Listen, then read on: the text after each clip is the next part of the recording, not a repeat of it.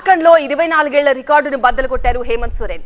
వరుసగా రెండోసారి ఏ పార్టీ అక్కడ గెలవదు అన్న సెంటిమెంట్ ను ఓటర్లు పక్కన పెట్టారు. అంతేకాదు జైలుకు వెళ్లిన నేతలకు మంచే జరుగుతుందని హేమంత్ సోరెన్ వ్యవహారం నిరూపించింది.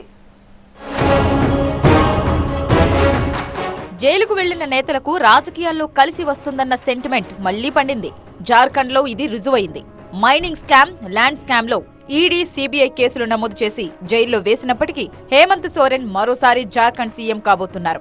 అసెంబ్లీ ఎన్నికల్లో జేఎంఎం కూటమి 50 సీట్లకు పైగా విజయం సాధించి ప్రభుత్వాన్ని ఏర్పాటు చేయబోతోంది. ఈ విజయంలో హేమంత్ సోరెన్దే కీలక పాత్ర.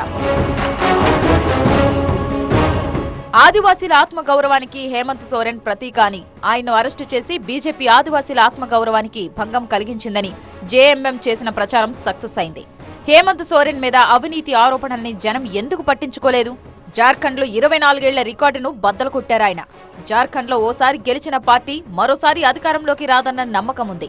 కానీ వరుసగా రెండోసారి విజయం సాధించి ఆయన కొత్త రికార్డు నెలకొల్పారు. హేమంత్ సోరెన్ మీద అవినీతి ఆరోపణలు చేసి జైలు పాలు చేసి ఆయన పార్టీకి చెందిన కీలక నేతలను తమ క్యాంపులోకి లాగేసి ఏవేవో శుష్క ప్రయత్నాలు చేసింది బీజేపీ.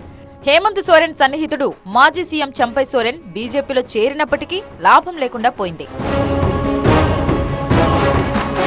హేమంత్ సోరెన్ మీద ప్రజల్లో సానుభూతి జేఎంఎంకు కలిసి వచ్చింది.